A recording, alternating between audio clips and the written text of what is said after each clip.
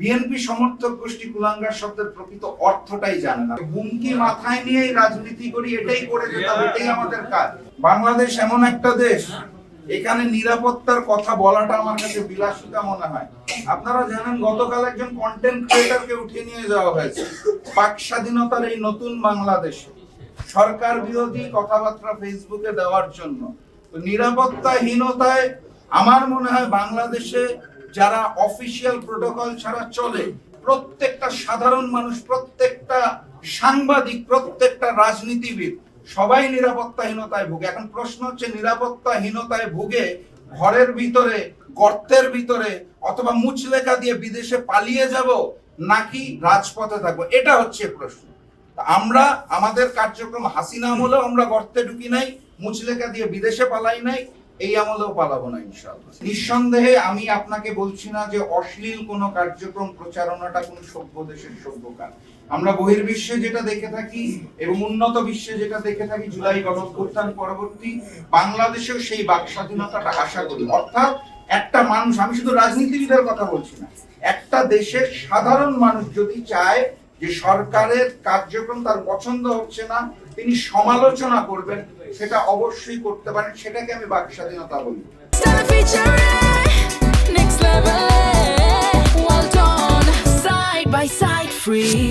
অশ্লীল শব্দের কথা কিন্তু আমি এখানে একবারও মিন করিনি যে আপনার যা খুশি তাই বলবেন। যেই শব্দটা নিয়ে বিএনপির সমর্থক গোষ্ঠী খেপে গেল আমার বলা, এটা কোনো অশ্লীল শব্দ না। আপনারা যদি বাংলা ব্যাকরণ অথবা ডিকশনারিটা খুলে দেখেন, আমার ব্যাখ্যা যদি আপনাদের বিশ্বাস না হয় আপনারা পড়ে দেখবেন, এটা কোনো গালিগালাজ অথবা অশ্লীল শব্দ নয়।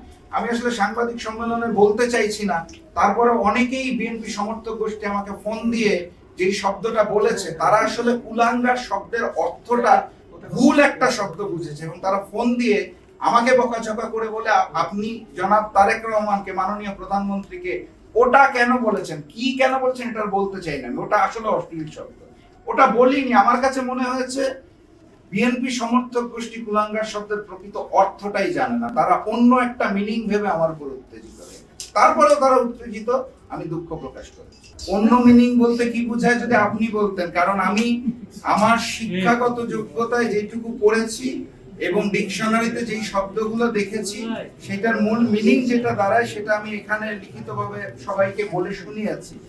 আমরা যেটা বুঝি সেটা হচ্ছে, কুলাঙ্গার শব্দের অর্থ হচ্ছে বংশের কলঙ্ক, যার কার্যক্রমে তার পরিবার কলঙ্কিত হয়।